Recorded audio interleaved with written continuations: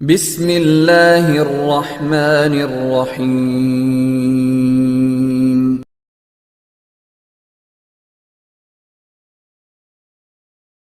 अस्सलाम वालेकुम वरहमतुल्लाहि वबरकातुहू। आज की हमारी मैथमेटिक्स के लिहाज से टॉपिक है रेशोज़ एंड प्रोपोर्शंस। सबसे पहले हम रेशो के बारे में पढ़ते हैं। रेशो की डेफिनेशन क्या है? A ratio is a way to compare two quantities by using division. Ratio actually क्या होता है? किसी भी दो सेम क्वांटिटीज़ को कंपेयर करने के तरीक़ों को हम क्या कहते हैं? रेशो कहते हैं। यानी अगर कोई भी सेम क्वांटिटीज़ हो, उनको कंपेयर करके और डिवाइड के हिसाब से, फ्रैक्शन के हिसाब से लिखा जाए तो हम उसको क्या बोलते हैं? रेशो बोलते हैं। सिंपल एग्जांपल होता है, सपोज़ करें क्लास में कुछ गर्ल्स हैं और कुछ बॉयज़ हैं। सपोज़ करें 5 बॉयज़ हैं, 10 गर्ल्स हैं। तो बॉयज़ के हिसाब से बॉयज़ और गर्ल्स के दरमियान में कौन सा रेशो होगा? Boys to girls. हम क्या कहेंगे? बॉयज़ कितने हैं? 5, गर्ल्स कितने हैं? 10। तो रेशो कितना हो जाएगा? 5:10। यानी ये हमने क्या किया? बॉयज़ और गर्ल्स को क्या किया? कंपेयर किया। तो हम इसको क्या कहेंगे? रेशो कहेंगे। A ratio can be represented by fraction or colon। Ratio को हम किससे ज़ाहिर करते हैं? फ्रैक्शन। फ्रैक्शन यानी डिवाइड अपान। किसी भी दो नंबरों के दरमियान में अगर हम अपान देंगे, डिवाइड की सिंबल देंगे तो हम उसको क्या कहेंगे? फ्रैक्शन कहेंगे। या हम रेशो को किससे ज़ाहिर करते हैं? कोलन। जो दो डॉट होते हैं हम उसको क्या बोलते हैं? कोलन। यानी कोलन से हम इसको ज़ाहिर कर सकते हैं। Let's suppose A and B are two quantities of same kind. The ratio of A and B is expressed as, हम A and B दो क्वांटिटीज़ हैं। अब A and B को हम रेशो की सूरत में लिखना चाह रहे हैं तो हम कैसे लिखेंगे? A दो डॉट यानी क्या होगा? Colon A:B। इसको हम क्या कहेंगे? A ratio B। या दूसरे अल्फाज में हम ऐसे भी लिख सकते हैं कि A/B, यानी अपान क्या आ गया? फ्रैक्शन। तो हम फ्रैक्शन के हिसाब से भी हम लिख सकते हैं। तो A/B। अगर वर्ड की सूरत में हम इसको लिखना चाहें तो हम इसको सिंपली ऐसे बयान करेंगे A/B, यानी A/B।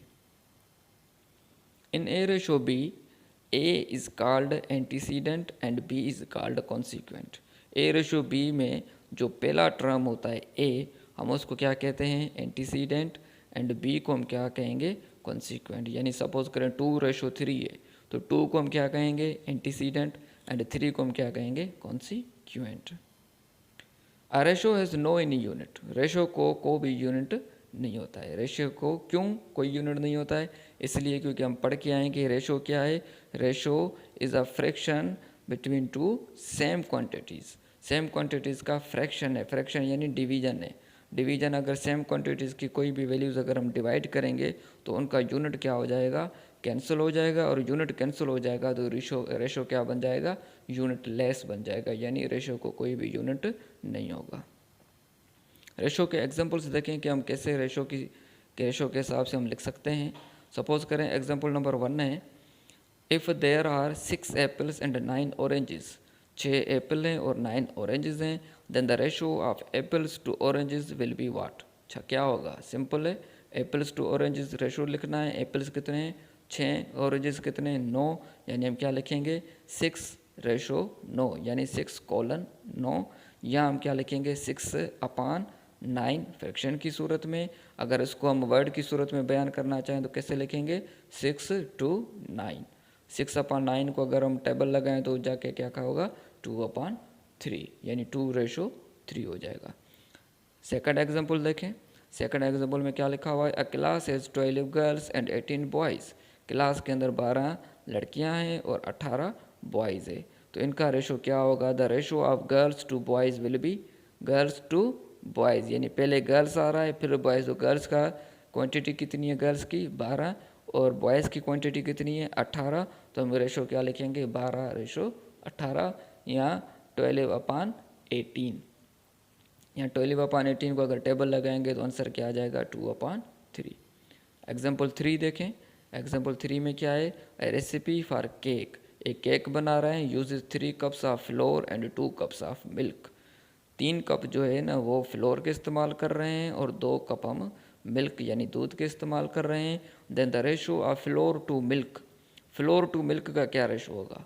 अब पहले क्या आ रहा है, फ्लोर, उसके बाद क्या आ रहा है, मिल्क। फ्लोर कितने हैं कप, 3, मिल्क के कितने हैं, 2, यानी रेशो क्या हो जाएगा, 3:2। अगर सेम क्वेश्चन हमसे ये पूछता है कि what will be the ratio of milk to flour, तो पहले मिल्क आया फिर फ्लोर आया, तो मिल्क के क्वांटिटी कितनी है, 2, फ्लोर की क्वांटिटी कितनी है, 3, तो हम इसको क्या बोलेंगे, 2:3, यानी 2/3 हम इसको कहेंगे।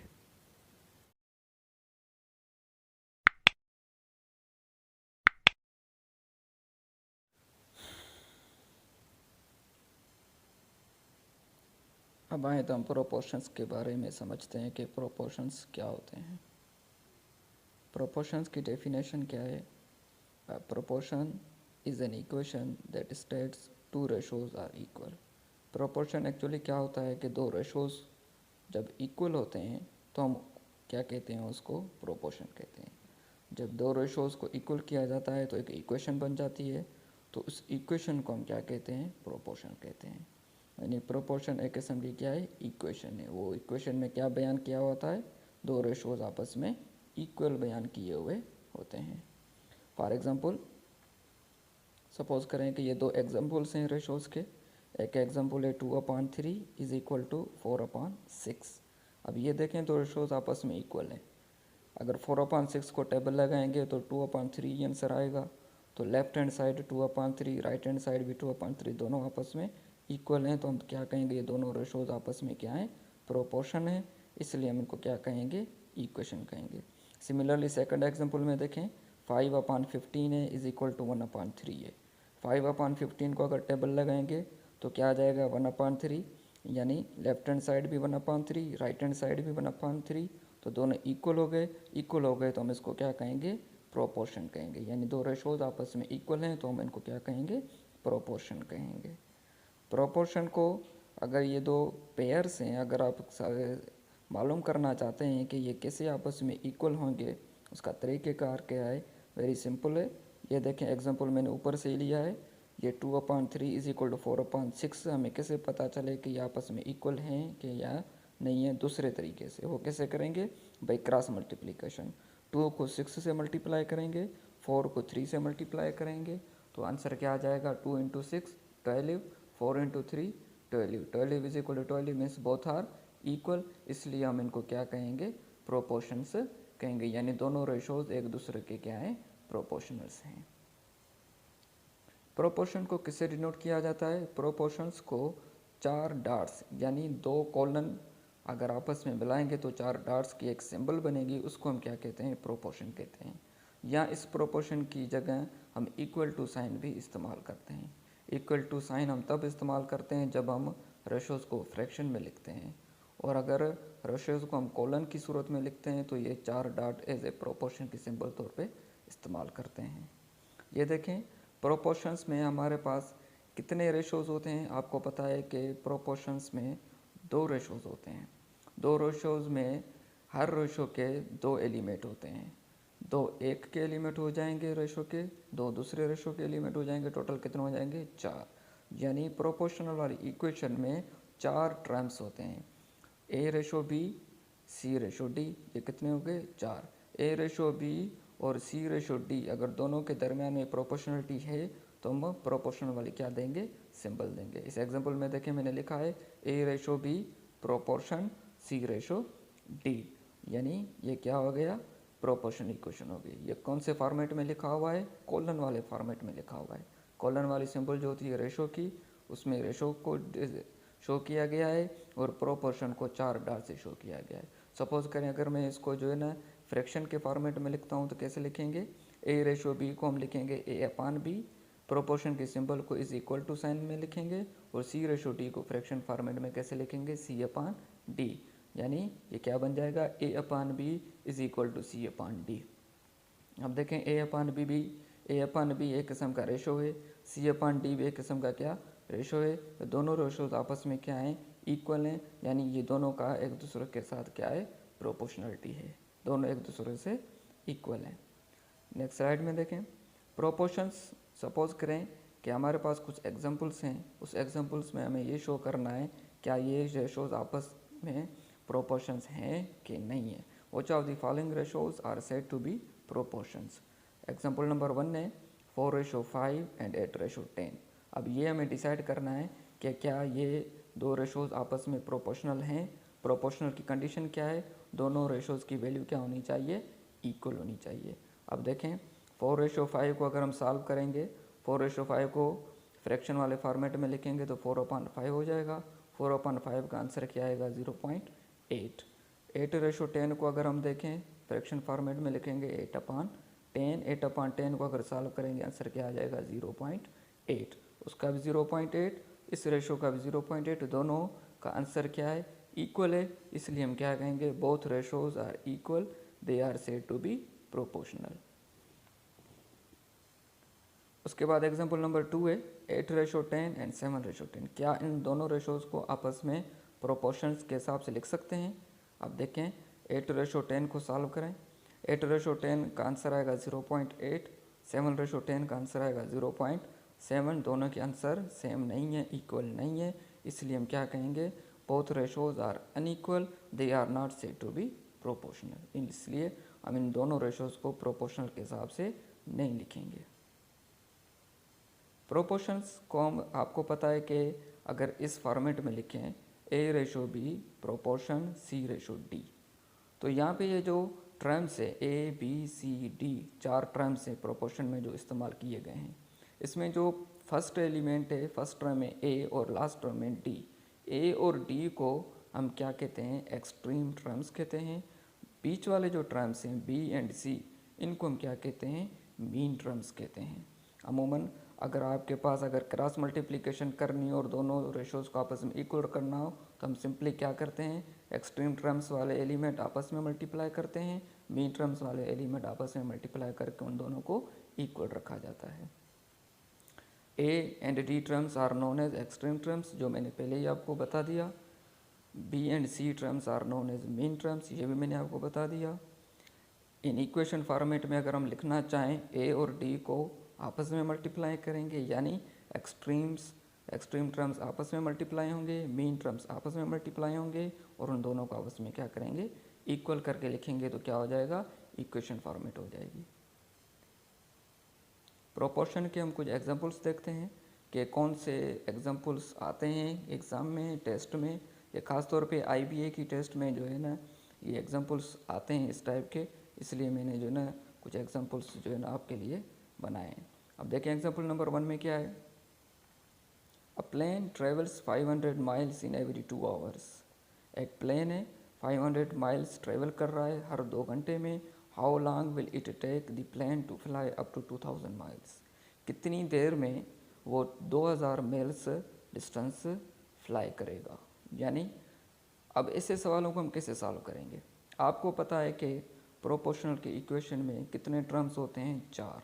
ये एक बात आप याद रख लें कि प्रोपोर्शन वाले एग्जाम्स में, प्रोपोर्शन वाले प्रॉब्लम्स में क्या होता है कि 4 एलिमेंट्स में से 3 एलिमेंट आपको नोन होंगे और 4th आपको एलिमेंट क्या होगा, अननोन होगा, वो आपको फाइंड करना पड़ेगा।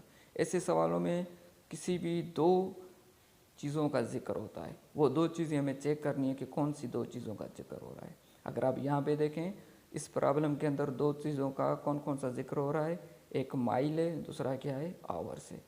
इस ऐसे क्वेश्चन के 2 पोर्शन होते हैं, एक पहला पोर्शन और उसके बाद दूसरा पोर्शन। पहले पोर्शन में देखिए 500 माइल्स एंड 2 आवर्स लिखा हुआ है। सेकंड पोर्शन में आपसे टाइम पूछ रहा है और 2000 माइल्स बता रहा है, यानी माइल्स एंड आवर्स 2 चीज़ें हमें यहाँ पे शोन है। इसलिए हम सॉल्व करने के लिए हम क्या करेंगे, इस प्रॉब्लम को सॉल्व करने के 2 मेथड हैं, दोनों आसान है।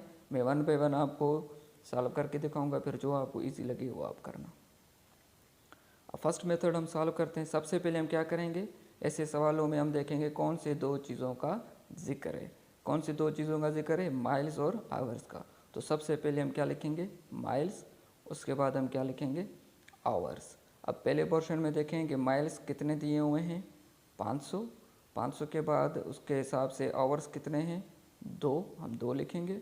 उसके बाद सेकंड पोर्शन में माइल्स कितने दिए हुए हैं, 2000, और 2000 के हिसाब से हमसे टाइम रिक्वायर है, यानी पूछ रहा है, तो हम क्या करेंगे, सपोज करेंगे कि वो आवर्स कितने हैं, y, और ये y की वैल्यू हमें क्या करनी है, फाइंड करनी है। अगर ये y की वैल्यू फाइंड हो गई तो हमारा प्रॉब्लम सॉल्व हो गया। तो वेरी इजी मेथड है। हम क्या करेंगे, इस हिसाब से लिख के उसके बाद हम इनको क्या करेंगे, आपस में क्रॉस मल्टीप्लिकेशन करेंगे, सच लाइक दिस। 500 को y से और 2 को 2000 से क्रॉस मल्टीप्लिकेशन करने के बाद देखें क्या आंसर आएगा, 500y इज इक्वल टू 4000। अब यहाँ से हमें y की वैल्यू फाइंड करनी है, वो भी आसान है। y की वैल्यू फाइंड करने के लिए 500 मल्टीप्लाई हो रहा है, इस साइड जाके डिवाइड हो जाएगा। उसके बाद इसको सॉल्व करेंगे, y is equal to 4000 divided by 500, answer क्या आ जाएगा, y is equal to 8 hours. ये वेरी सिंपल मेथड है, शुरू से आप सीखते हुए हैं।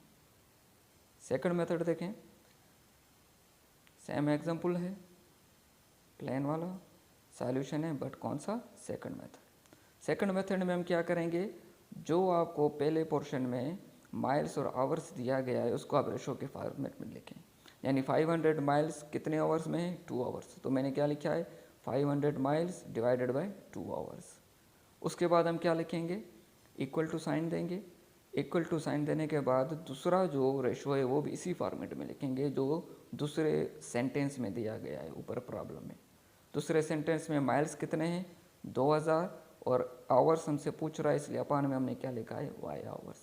2000 miles divided by y hours. अब सिंपली क्या करेंगे, क्रॉस मल्टीप्लिकेशन करेंगे y की वैल्यू फाइंड करने के लिए। क्रॉस मल्टीप्लिकेशन करने के बाद हमें आंसर क्या मिलेगा, 500 को y से करेंगे, 500y इज इक्वल टू 2 को 2000 से करेंगे, आंसर क्या आ जाएगा, 4000। अब यहाँ से वैल्यू हम क्या करेंगे, y की वैल्यू रिक्वायर करेंगे पहले की तरह, y is equal to 4000 divided by 500 and this one and that the answer, y is equal to 8 hours. ये सेकंड मेथड है। दोनों मेथड आसान है, एक ही जैसे हैं तकरीबन। अब जो आपको इजी लगे आप कर सकते हैं। Example number 2। एग्जाम्पल नंबर 2 में क्या है, a recipe uses 5 cups of flour for every 2 cups of sugar. एक रेसिपी है जिसमें हम 5 कप्स फ्लोर के और 2 कप शुगर के डाल रहे हैं। If I want to make recipe using 8 cups of flour, अगर मैं 8 कप्स फ्लोर की रेसिपी बना रहा हूँ, how much sugar should I use, तो मुझे शुगर कितनी इस्तेमाल करनी चाहिए। अब मेरे ख्याल से कि ये आप प्रॉब्लम सॉल्व कर सकते हैं आसानी से। तरीक़ेकार क्या है, वेरी सिंपल। हमें क्या देखना है कि इस प्रॉब्लम के अंदर कौन से 2 चीज़ों का जिक्र किया गया है। अब अगर हम देखें कि वो कौन सी 2 चीज़ें हैं, एक फ्लोर है और दूसरा क्या है, शुगर। तो फ्लोर और शुगर को अलग अलग करके लिखना है। पहले क्या लिखेंगे, फ्लोर, उसके बाद क्या लिखेंगे, शुगर। फ्लोर के कितने कप हैं पहले सेंटेंस में, 5 के हिसाब से शुगर कितनी डाल रहे हैं, 2 कप। उसके बाद हमें 8 कप के फ्लोर की रेसिपी बनानी है और उसके लिए हमें शुगर कितनी चाहिए, वो हम सपोज करेंगे ए हमें फाइंड करना है। अब क्या है, सिंपल है, क्या करेंगे, क्रॉस मल्टीप्लिकेशन। क्रॉस मल्टीप्लिकेशन करेंगे, 5 को ए से, 2 को आर से। अब जब मल्टीप्लाई करेंगे तो इक्वेशन क्या बन जाएगी, 5a इज इक्वल टू 16। और अब अगर ए की इक्वेशन फाइंड करेंगे तो क्या आ जाएगा, a इज इक्वल टू 16/5। तो ये हमारी क्या हो जाएगी, ए की वैल्यू हो जाएगी। उसके बाद नेक्स्ट पार्ट में मैं जो है ना आपको एग्जांपल्स दूसरे शो करूँगा, जो IBA की टेस्ट में कौन कौन से एग्जांपल आते हैं और आ चुके हैं। Thanks for more examples, watch ratios and proportions part